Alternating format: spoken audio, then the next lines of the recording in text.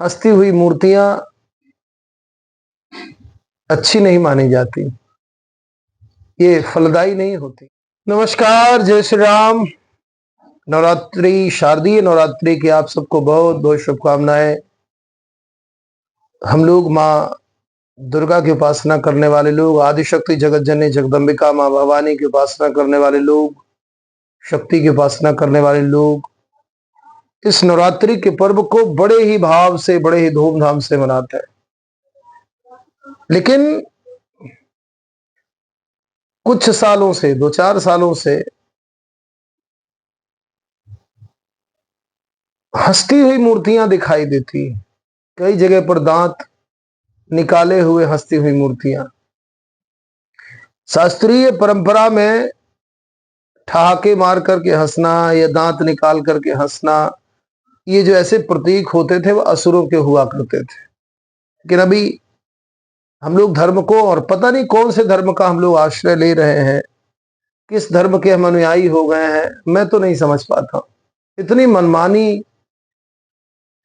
मनमानी की जिसकी हद ही हो गई, जिसका जो मन करता है वो करने लगता है, भावना के नाम पे, भाव के नाम पे। भावना भी एक पशुवत ही होती है, जिसमें कोई अनुशासन ना हो, शास्त्रों की कोई सीमा ना हो। ये पशुवत व्यवहार है और हम धर्म के मामले में प्रायः पशुवत हो गए हैं। बुरा लग रहा होगा, और कह भी इसीलिए रहा हूं कि आप लोग खोजना शुरू करो। हंसती हुई मूर्तियां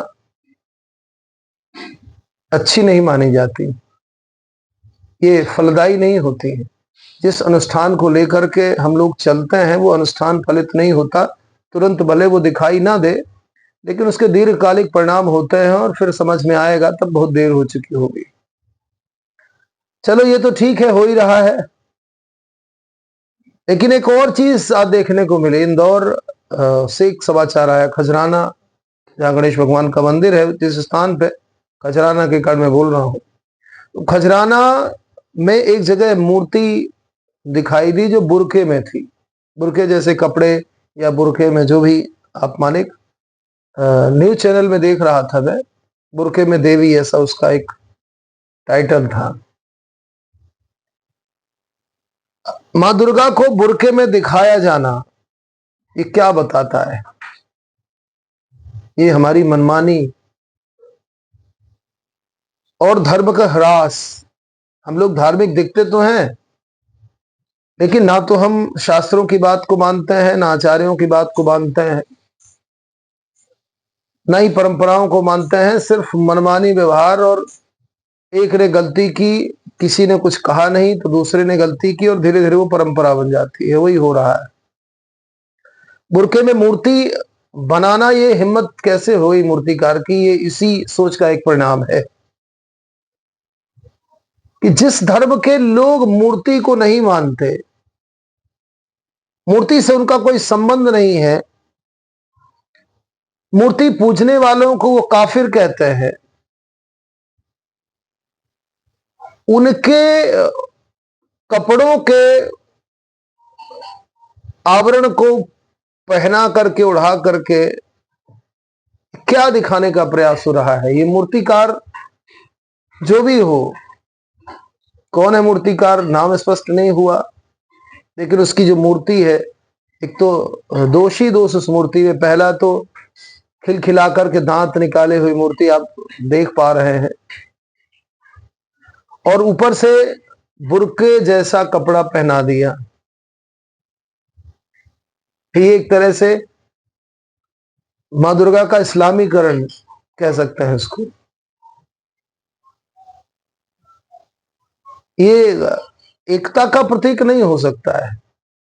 अगर कोई ये तर्क देने वाले देंगे, मैं किसी का विरोधी नहीं हूं, बिल्कुल भी विरोधी नहीं हूं, और मेरा तो स्पष्ट मानना है, या ये कहें कि मैं इस सिद्धांत पर विश्वास करता हूं कि प्राणी मात्र में जो चेतना है वही परमेश्वर है। चेतना के रूप में परमेश्वर सर्वत्र विद्यमान है। तो मुझे कोई समस्या किसी पंथ को मानने वाले या किसी विशेष पूजा पद्धति के मानने वालों से नहीं है। सब भूमिगत भूमि के रूप में जहां उत्पन्न हुए, जिस धरती में, वहां के वातावरण के अनुसार लोगों के अपने अपने कार्य हुए, वहीं से पूजा पद्धति निर्मित हुई और वो धर्म के रूप में परिवर्तित हो गई।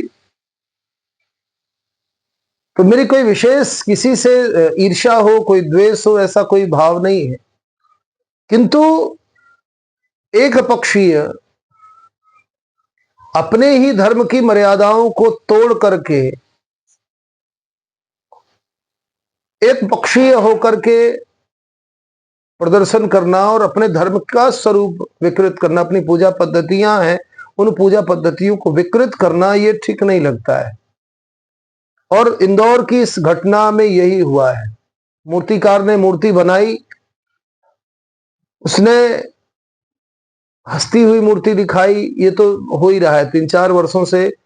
एक ने इस तरह का अपराध किया, न जानने वाले धर्म का आवरण लेकर के जो लोग चलते हैं, जानते हैं नहीं, शास्त्रीय मर्यादा कोई है नहीं, शास्त्र कभी देखा नहीं, सत्संगति कभी की नहीं, उसने प्रशंसा की तो दूसरे ने, और इस तरह से एक अज्ञानियों के एक समूह के कारण विकृत जो स्वरूप है वो दिखने लगा।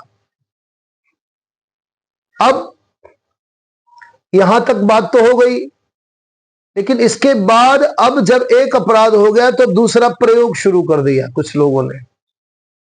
वो भी प्रयोग ही था, पर उस प्रयोग से उसको बल मिल गया।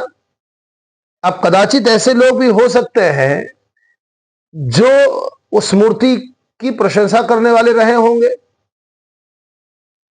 अब वो तो कुछ विशेष दल के लोगों ने, एक समूह, एक सामाजिक संगठन के लोगों ने आपत्ति दर्ज की, और उस आपत्ति के फलस्वरूप वहां का जो प्रशासन है, पुलिस का, वो क्रियाशील हुआ, एक्शन मोड में आया और उस मूर्तिकार को गिरफ्तार किया।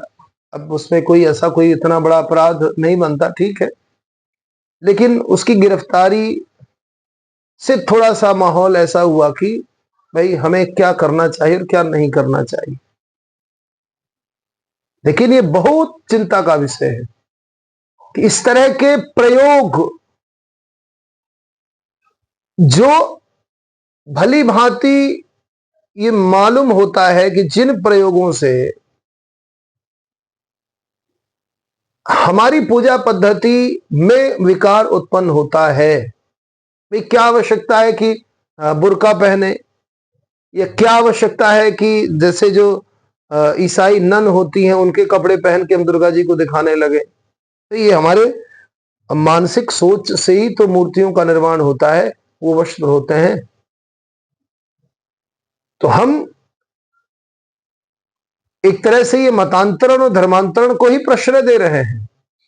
समझ में नहीं आ रही बात, लेकिन धीरे धीरे ऐसी बातें होने लगती हैं।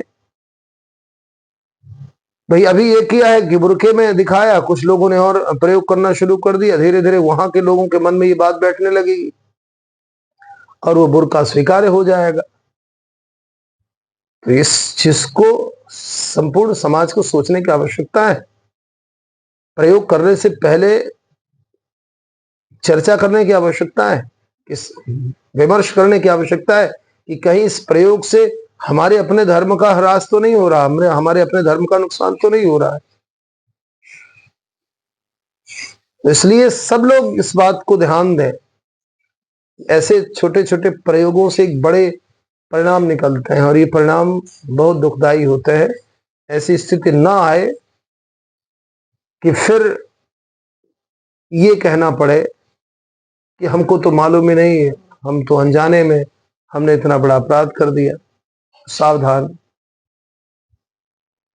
सावधानी हटी तो दुर्घटना घटी। इस विषय को यही सीमित करते हैं। जय श्री राम।